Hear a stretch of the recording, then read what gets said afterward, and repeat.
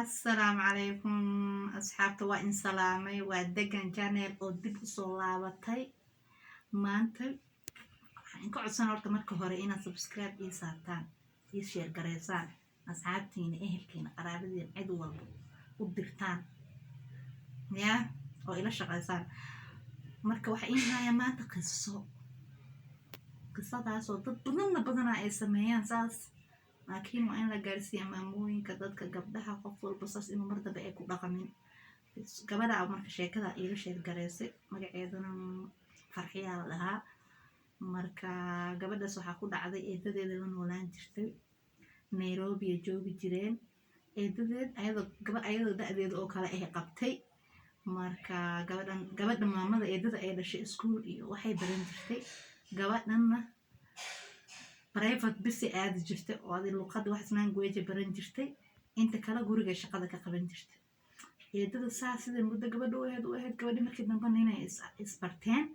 eedada ma oga marka banaanaas iska barteen adig gabadhi ninkii muddo markay sheekeysanayeen in isguursadaan ay ku heshiiyeen okay waxa dhacday gabadhi markii ugu dambeyn heshiiska ayadii ninkii ay ku heshiiyeen isguursa in eedadeed ula imaata sheekadaas u sheegto kadibna ninkii eedadeed u keentay barto eedadii markii ninkii aragtay ونيكي كتاجي معانا وجروب ضوء ماذا قضاء سمين بحي قبل وحي كل هذا إيه أنا كان كم قنعين نفي عن ما أهل كان كوح إني ما كان ما آمنوا نفي عن ما إلى كان أنا قاعد في سواء أركي كم وإسكده أنا كقول مثلنا مركور سن ليس نك أسكده قرصن أوكي قبل وفكرتي نكين إلى نجوان وكسوق عياي عد ما دامي برتي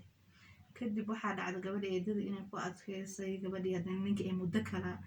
يعني شيكada ay joojiyeen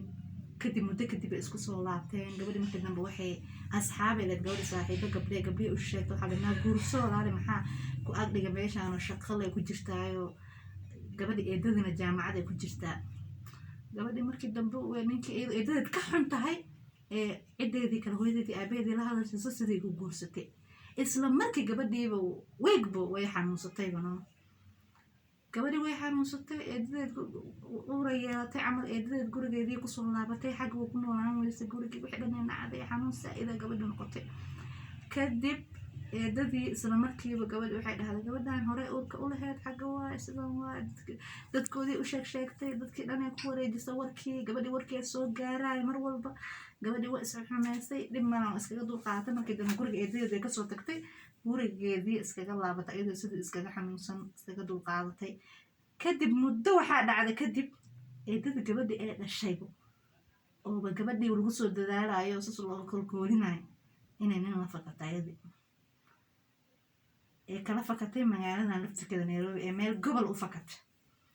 kadib gabadhii ninkii waa la raadiyay macquul inay noqonayso ciidan gabadhii inay fakatay ana markii dambe waa la soo ogaaday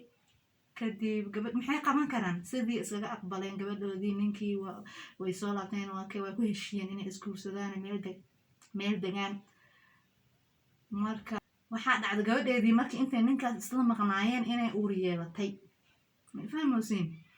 gabadhanna ayadoo ninkeeda isla degan yihiin uur yeelatay markaas lagu yiri hore uurka u lahayd waxaa dhacday marka gabadheedii inay taas ku dhacday yaa marka wax walbo oo qof ku sameeyay adeeg ugu soo laabanay maamadaas marka taas ku dhacday dad badan aan waa maqlay qisooyin noocaas ay ku dhaceen marka waxa in sheeg la walaal ina ka digtoonaataan waxa soo kale gabar adigoo dhashay gabar kale ina wax ka sheegtay ma ilaa gabar xun ma ahaata xataa adoo u jeedo waxay sameeyaan ma aha ina daba dhigatid ina markasta dhahdid gabar heblo waa xun tahay gabdhahan heblo gabdheeda saanay yihiin kan gabdhaha ka go'anta ilaa ayagoo ataa mu'miniin ah dibku aska dhici karaa marka ma fiicno ina gabdho islaameed ku mashquulshid ha xumaadaan ama yee xumaaneen hadda aragtay gabdho xun ee waxa ilaahay soo hanuuni kaliya laakiin war ha ka sheegin dadka ha ku wareejin xagga waa isna waa hadhiin adoon bay bari kugu soo laabanay marka intaas idin hay asxaabay iska ilaaliya qisadaas waa aragtay oo maqasheen taas oo kale in ku dhicin iska ilaaliya insha Allah marka in salaamaya subscribe ii saara ii share gareeya